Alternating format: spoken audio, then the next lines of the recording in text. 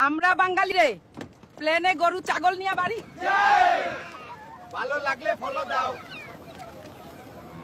এখনকার পুলাপাই Ninja Kawasaki Suzuki R15 এর লাগি পাগল হইয়া যায়। আমগো সময় তো বাঘের ঘোড়ার মতো দৌড়াইতাম। বরিশাল অঞ্চল ভালো নেই, এখানে টানা বৃষ্টির কারণে রাস্তাগুলো পানিতে তলিয়ে গেছে। উফ, লোকটা পড়ে গেল, আমাদের এখনই কিছু করা উচিত।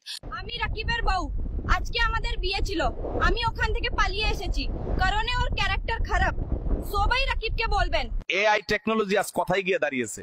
টিকটকে ঢুকলেই শুনি আমি এআই দিয়ে তৈরি। আপনারা অবাক হবেন, আমি নিজেও এআই, আমাকেও বগুড়ার গোয়েন্দার বানাইছে। ও সুন্দরী, আমার সাথে ভিডিও বানাবে? তোমার দাদির সাথে ভিউ আসে না। ও আল্লাহ,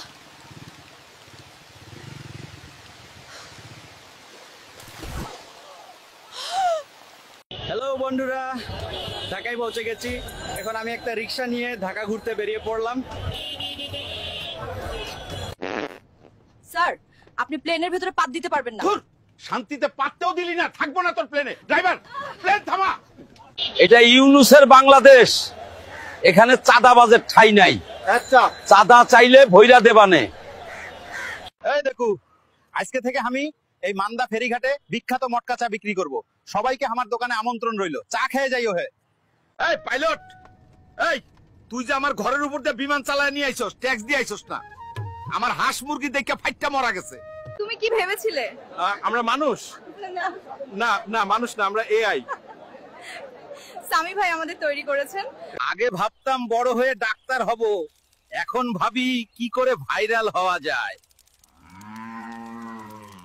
স্যার আপনি তো এসব পশু পাখি নিয়ে বিমানে উঠতে পারবেন না। আন্নে শয়তানি করেন কেন? আর পাসপোর্ট চাইলন? আই নোয়াখালী তো নাইছি, আন্ডা বেক করতে হারি। স্যার এটা আপনি কি করলেন? পশু পাখি নিয়ে বিমানে কারা যায় জানেন? আই জানি দেই উঠছি, আর বাড়ি নোয়াখালী। আরে চেতা ইচ্ছা কইলাম। আপনারা বসেন, স্যার কিন্তু নোয়াখালীলা, কিছু বলা যাবে না। আপনারা বসেন স্যার, কিন্তু নোয়াখালীলা কিছু বলা যাবে না।